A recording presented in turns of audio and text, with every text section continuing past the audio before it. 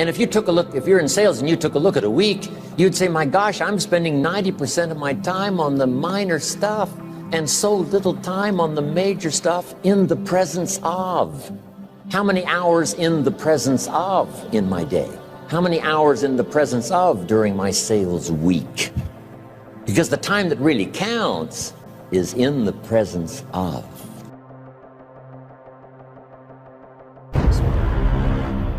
Majors and minors. Here's another key time management essential. Don't mistake movement for achievement. It's easy to get faked out by being busy. Guy comes home at night all exhausted, falls in the chair and says, oh, I've been going. Here's the big question. Doing what? It's not the going. Some people are going, and they're doing figure eights. Their progress is small. So don't mistake movement for achievement. Here's another one in sales we learned. Don't mistake courtesy for consent. If somebody's pleasant and they nod, you say, oh, they're going to buy. No, they're courteous. You can't mistake courtesy for consent.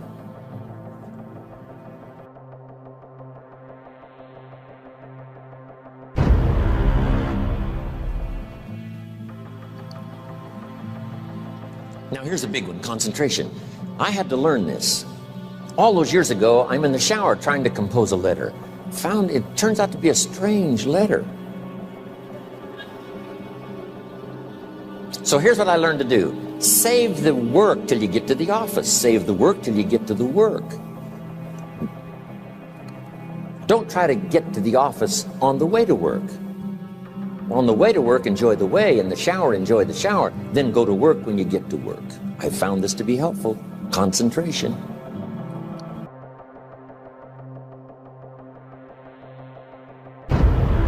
Here's another big one. Learn to say no. I'm telling you, in such a social society we have now, it's so easy to try to be a nice person, saying yes, yes, yes to everything. Find yourself overloaded. Now you got to call and make the, well, gosh, you know, all the time it takes to back out of something that you said yes to too quickly. Here's what might be better. I don't think so, but if that changes, I'll call you. Little things you can use not to overcommit yourself. My friend Ron Reynolds says, don't let your mouth overload your back. It's a good one. Now here's a big one on time management. When you work, work. When you play, play. Don't mix the two. Don't work at play. I used to take my family to the beach and I would bring my briefcase.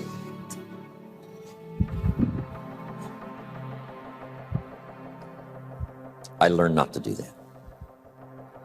Or at the beach, I'm saying I should be at the office. I should be at the office. Now my family's upset because I'm at the beach and I'm thinking office, office, office. Now when I'm at the office, I'm thinking what? I got to get my family to the beach, the beach, the beach. So things are not going too well at the office because I'm thinking beach, and things are not going too well at the beach because I'm thinking office. Here's what I learned to do. At the beach, be at the beach. At the office, be at the office. When you work, work. When you play, play. Don't mix the two. Don't work at play. Now here's one of the most important ones. Don't play at work. Work is too serious.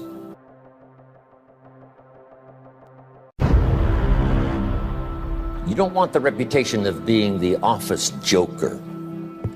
It's not a good one. Yes, there's time for some pleasant stories. Yes, there's time for a little humor. Yes, best if it's a happy office, of course. But I'm telling you, you got to be serious about work because you're parting with a piece of your life for the work you do. Your work costs you a piece of your life. Here's what it's called. Serious business. Not grim, not unhappy, but serious. Key. Don't play at work. The old expression, I don't think we use it anymore, horse around at the office. Play around, play jokes, play tricks. No place, not at the workplace. At the beach, yes. At the bar, yes. Somewhere else, not work. You got to treat work with all due conservative passion.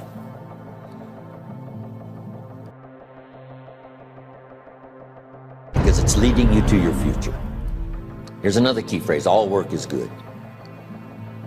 You may not like your job, but if it's the stepping stones to get you to where you want to go, you got to appreciate your job. You don't have to have a passion for your job. Here's the ultimate passion, a passion for incredible success in every department of my life. That's the passion. But don't look down on some menial job you have to do to finally get you to where you want to go. No job is menial. No job is not, every job is noble. Training life for pay, making a contribution to society.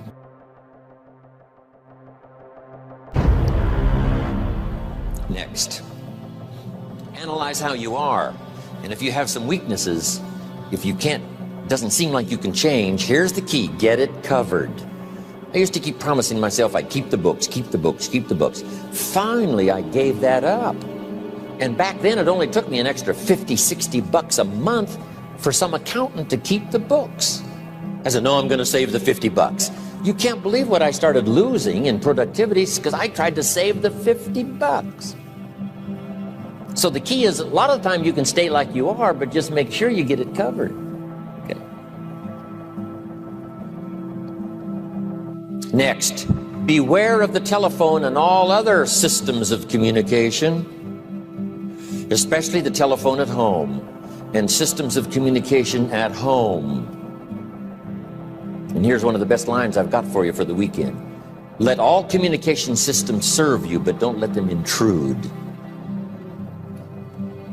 When it comes time to have dinner with your family, you shut off all systems, unless the ones that can take messages silently.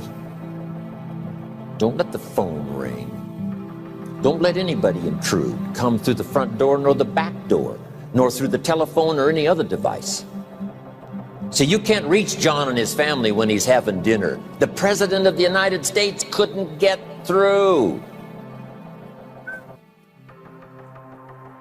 If you develop that kind of a reputation, father, mother, when we have dinner, when we're visiting and have this time with our family, nothing intrudes. So don't let these clever little devices keep intruding. You've got to have a place that's sacrosanct, it's valuable. You don't let anything in for that period of time. Okay. Isn't that good advice? Excellent advice.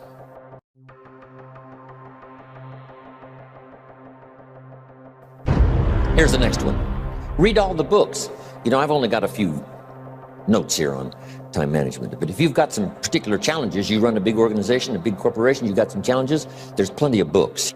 Now, here's what's next. Just be more alert to the things that might be stealing your time. Here's why. Time is like capital. You can't let someone steal your seed corn. You can't let someone steal your capital. And you can't let someone steal your time. You must designate your time. And some of the time that you designate, you must not let anyone steal. Casual time, you might let someone intrude and steal a little bit and take a little bit, but not serious time. Key.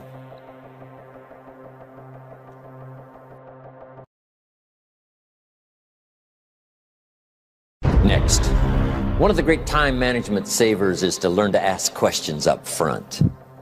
Sometimes you talk to somebody for an hour, and then you ask questions and find out if you would have asked those questions up front, you could have saved yourself an hour. Asking questions up front helps you to get to the problem now. But if you just launch into some discourse, you might waste 30 minutes, waste an hour, when here's what you should have been talking. After you finished an hour, you say, John, what's really the problem? He said, well, it's something personal. See, that's what you should have been talking about this whole hour. Key.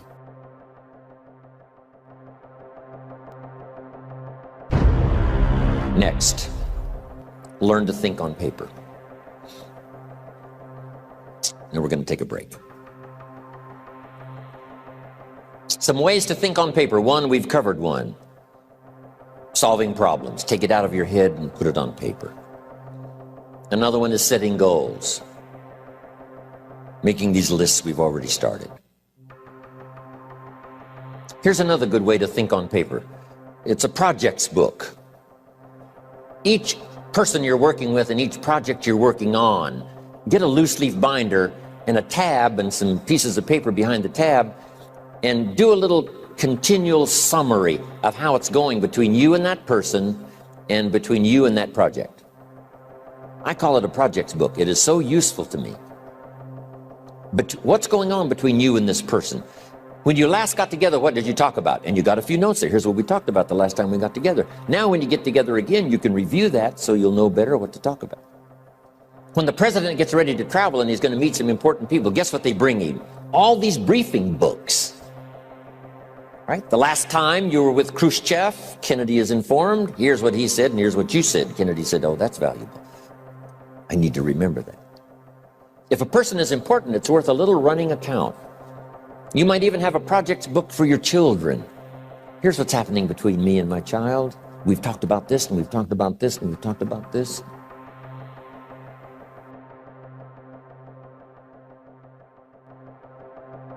A day timer. Keeping track of all of your appointments. You know, mine is all filled with, when to catch an airplane and when to do a seminar and when to sit down and have a conference, all the rest. Next is a game plan. If you've got a house and the, insurance is going to come due and some other things are going to come due, you just put it on a spreadsheet and make sure it's taken care of. Key phrase, take things out of your head and put them on paper. And the key is to just experiment with different ways that helps you to do that. Now here's the last one, thinking on paper, and that's to keep a journal. One of the things I'm known for around the world, have been now for 39, 40 years, is keeping a journal. Now my journal is not it's not necessarily it's not like a diary. It might be part diary. I'm flying over Ireland and I write down a few little things that impress me. Today I met this person. Wow, what an extraordinary event. Today I conducted this seminar in Rome. 1,000 people stood up and sang for me. I've got a little bit of a diary in there. But here's what primarily your journal is for. Collecting good ideas.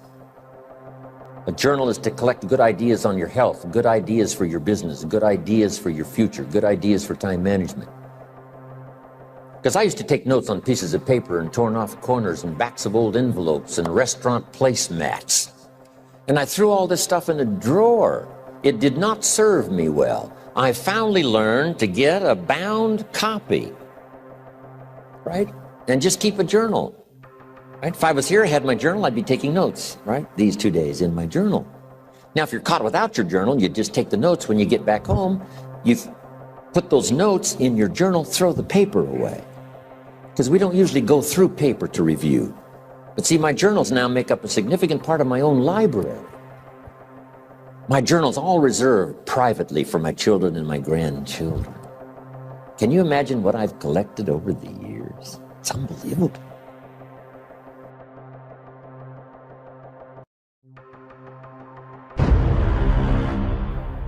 There are 3 treasures to leave behind. I think you've already got those notes, right? Here they are. Number 1, your pictures. Don't leave the event unrecorded. It takes only a fraction of a second to say, here's who I was with. When I travel the world, right? We take all these pictures, and here's one of the gifts. People send me the pictures they took of me and them. It's part of the treasures I have on the farm.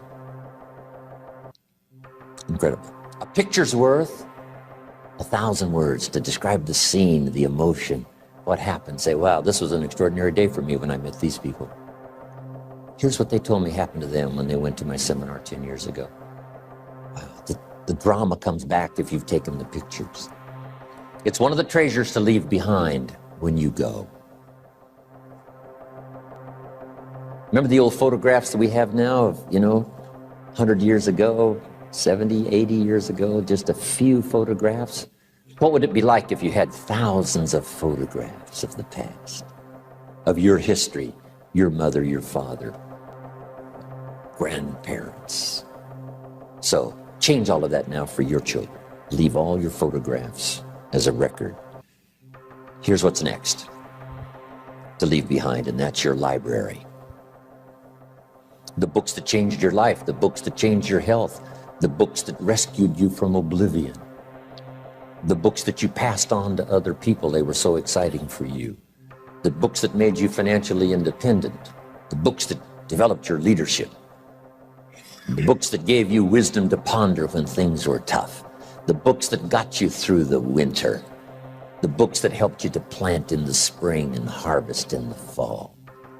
What a treasure to leave behind. If you do that, here's what's for sure. Your books will be more valuable than your furniture.